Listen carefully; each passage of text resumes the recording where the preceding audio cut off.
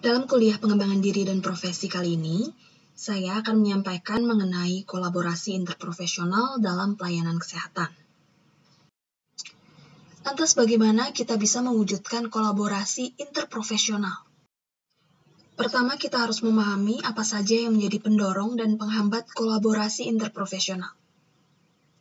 Hal-hal yang mendorong kolaborasi antara lain adalah karakteristik pasien.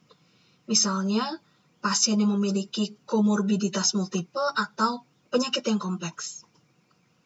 Yang kedua adalah adanya keahlian dari masing-masing profesi, serta beberapa kompetensi yang dimiliki oleh beberapa profesi yang sama. Yang ketiga, dari segi bisnis, kolaborasi dapat meningkatkan efisiensi, mengurangi kesalahan medis, dan juga mengatasi kurangnya tenaga kesehatan. Faktor keempat adalah adanya kebijakan seperti reformasi layanan kesehatan serta kebijakan untuk kendali biaya. Ini adalah hal-hal yang dapat mendorong terjadinya kolaborasi interprofesional. Dari faktor penghambat, yang pertama adalah kurangnya keahlian dari tenaga kesehatan, terutama dalam hal berkomunikasi dan juga bekerja dalam tim. Yang kedua, adanya cultural silo. Yang dimaksud dengan silo adalah suatu bagian, suatu proses yang terpisah dari proses yang lain. Misalnya, proses pendidikan profesional antara kedokteran, keperawatan, fisioterapi, semua memiliki proses yang berbeda-beda yang berjalan terisolasi dari satu sama lain. Sehingga lulusan program pendidikan dokter, program pendidikan perawat, program pendidikan fisioterapi misalnya, memiliki nilai dan perspektif yang berbeda dalam memandang suatu masalah kesehatan. Ini juga menyebabkan profesi yang berbeda ini memiliki bahasa atau cara berbicara secara profesional yang berbeda satu sama lain. Ini menimbulkan kesulitan yang bisa menghambat kolaborasi antar profesi ini. Yang ketiga adalah kondisi infrastruktur, misalnya jadwal kerja atau reward pekerjaan yang tidak mendukung kolaborasi interprofesional. Dan yang keempat adalah sistem penggantian biaya atau reimbursement yang tidak memasukkan faktor kolaborasi ke dalam perhitungan biaya. Ini adalah faktor-faktor yang mendorong dan menghambat kolaborasi interprofesional. Nah, dua faktor ini yaitu kurangnya keahlian dan cultural silo bisa kita atasi dengan menerapkan pendidikan interprofesional. Apa yang dimaksud dengan pendidikan interprofesional atau interprofessional education? Interprofessional education terjadi ketika mahasiswa dari dua atau lebih profesi kesehatan yang berbeda terlibat belajar bersama-sama dari satu sama lain tentang satu sama lain untuk mendorong terjadinya kolaborasi yang efektif antar profesi kesehatan ini dan meningkatkan luaran kesehatan. Ini adalah definisi IPE menurut WHO. Jadi sekali lagi kuncinya IPE adalah adanya mahasiswa dari dua atau lebih profesi kesehatan yang belajar bersama-sama, belajar dari satu sama lain, tentang satu sama lain, untuk mendorong atau memungkinkan terjadinya kolaborasi yang efektif antar profesi kesehatan yang berbeda. Melalui interprofessional education diharapkan lulusan profesi kesehatan memiliki knowledge, skills, dan attitude yang dapat membantu mereka untuk memahami satu sama lain, bisa mengenali nilai-nilai yang sama antar profesi ini, dan dapat menghormati peran dari profesi kesehatan lainnya. Diharapkan setelah mendapatkan pendidikan interprofesional, lulusan dari profesi kesehatan ini menjadi tenaga kesehatan yang siap untuk berkolaborasi, sehingga mereka bisa menerapkan interprofessional collaborative practice.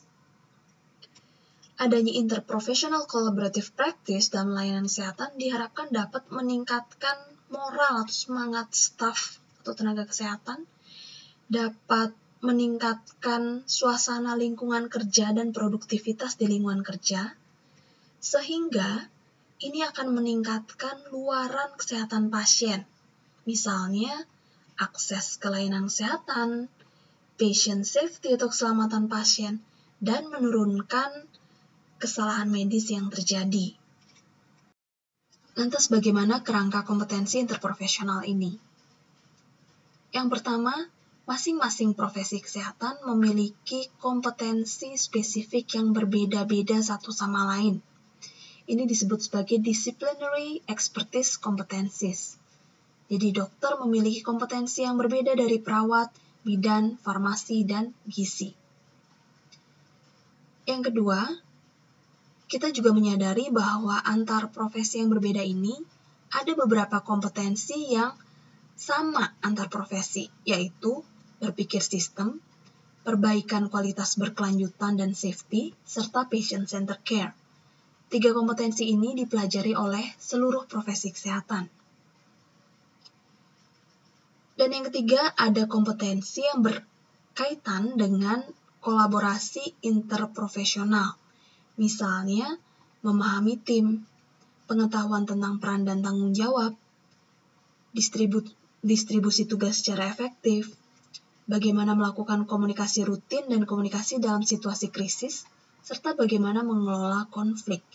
Ini adalah kompetensi yang berkaitan dengan kolaborasi interprofesional.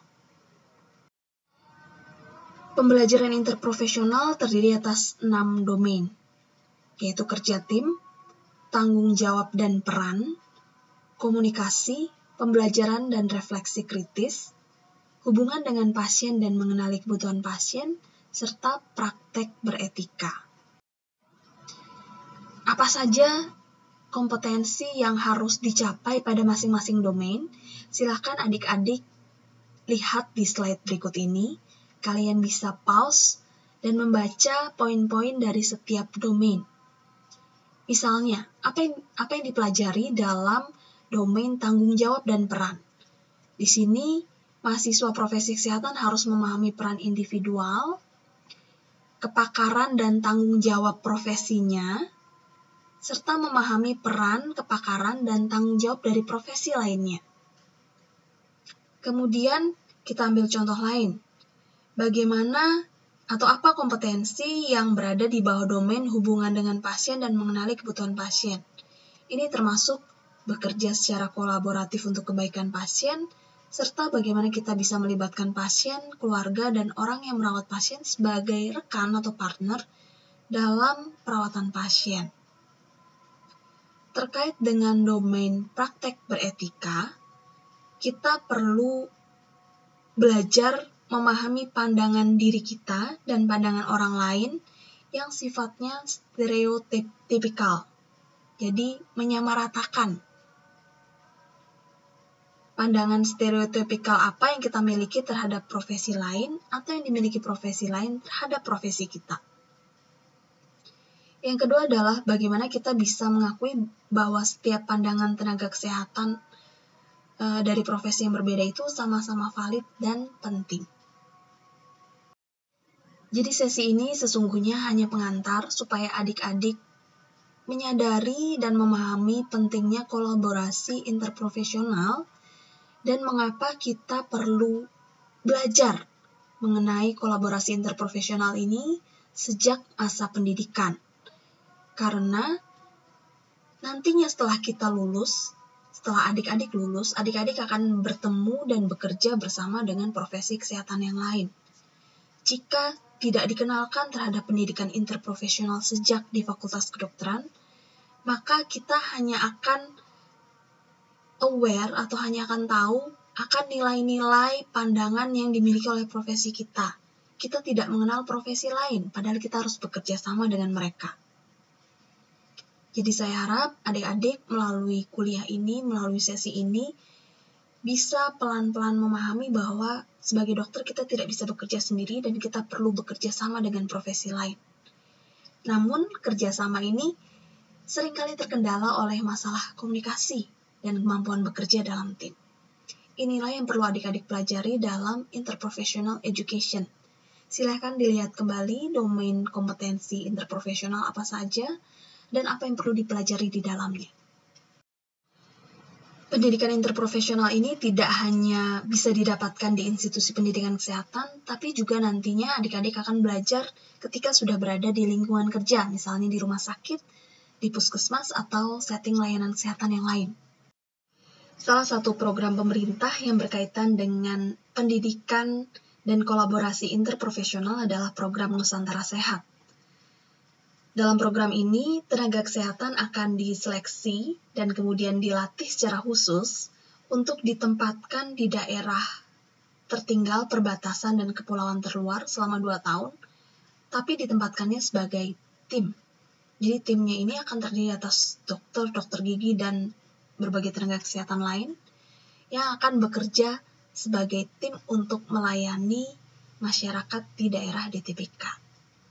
Nah, ini adalah contoh kolaborasi dan pendidikan interprofesional yang bisa didapatkan setelah adik-adik lulus nanti. Ini merupakan akhir dari video bagian keempat. Silahkan adik-adik lanjutkan ke bagian kelima.